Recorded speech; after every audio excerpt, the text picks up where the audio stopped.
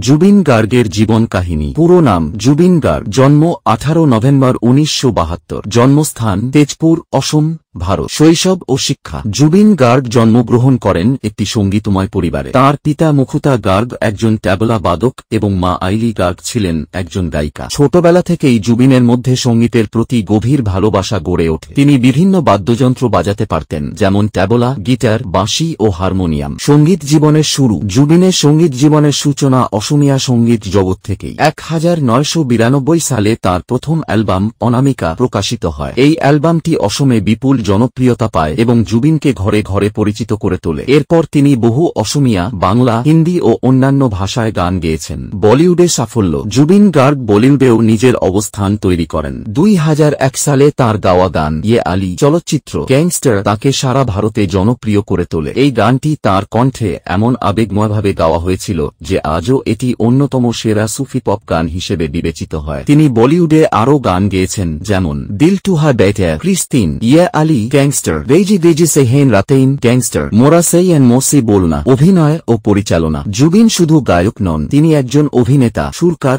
পরিচালক ও প্রযোজক। অসমীয়া চলচ্চিত্রে তিনি অভিনয় করেছেন এবং নিজেই পরিচালনাও করেছেন। ব্যক্তিগত জীবন। জুবিন গার্গের স্ত্রীর নাম গারিমা সাইকিয়া, যিনি একজন ফ্যাশন ডিজাইনার। জুবিন খুবই সাদামাটা জীবনযাপন করেন এবং অসমীয় সংস্কৃতি ও ঐতিহ্য রক্ষা করতে সব সময় সচেষ্ট থাকেন। পুরস্কার ও সম্মাননা। অসংখ্য আঞ্চলিক ও জাতীয় পুরস্কার অর্জন করেছেন। অসম সঙ্গীত শিল্পে তার অবদানের জন্য বিশেষ সম্মাননা পেয়েছেন। উত্তর পূর্ব ভারতের সঙ্গীত জগতের এক জীবন্ত কিংবদন্তি হিসেবে গণ্য করা হয়। বিশেষ কথা, জুবিন গার্গ শুধু একজন গায়ক নন, তিনি অসম ও উত্তর পূর্ব ভারতের সংস্কৃতির প্রতীক। তার কণ্ঠ, লেখা ও সুরে আছে দেশপ্রেম, ভালোবাসা ও মানুষের গল্প।